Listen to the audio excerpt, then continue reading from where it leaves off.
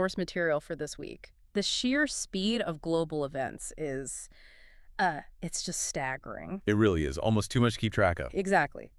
So for this deep dive, we're going to try and focus on two really critical flashpoints. First up is this new and very controversial U.S. peace plan for Ukraine. A plan that, and this is the key part, reportedly demands territorial loss.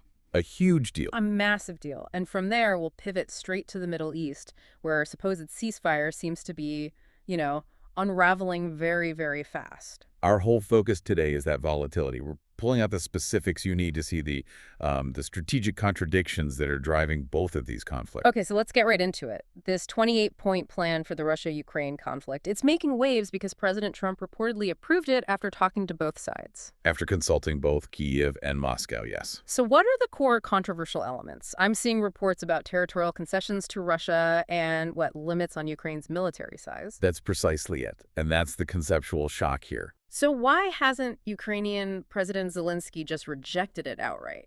He apparently discussed it with the U.S. Army Secretary, Daniel Driscoll. And that's the big question.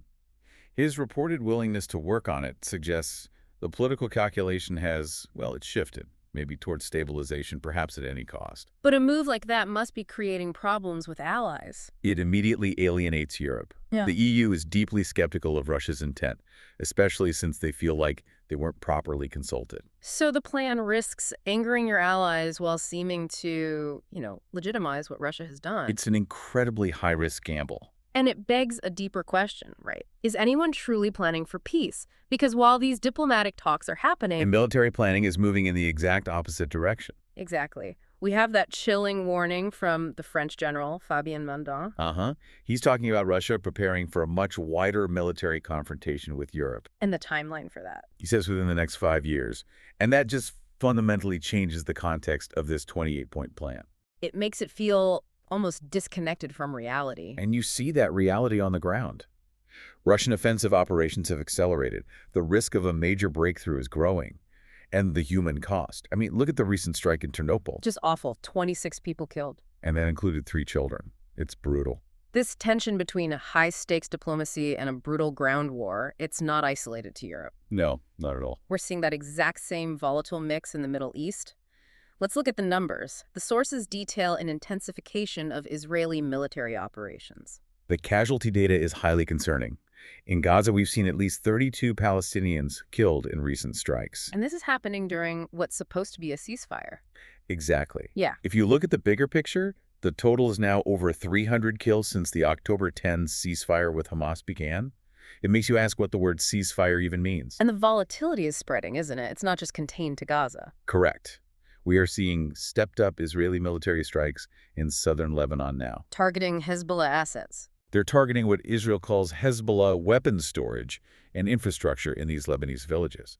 And that escalation immediately set off international alarm bells. France, in particular, was very vocal. France expressed deep concern, yeah. And that reflects this general fear that this could all spiral very quickly into a much larger regional war. So we end up right back where we started. Two major global conflicts, both defined by this bizarre mix of high-risk diplomatic talk and an escalating military action. The common thread is this immense strategic contradiction. You have governments engaging in these highly controversial peace talks while their military planners are operating on a multi-year war timeline. It's a total disconnect. It is. And it leaves a final thought for you, the listener. Given all this skepticism, the clear military warnings, the sustained fighting, how does the mere emergence of any peace plan, regardless of what's in it, actually change the calculus for these nations? Are they planning for future conflict, or are they grasping for immediate stability? Looking at all this data, what really stands out to you?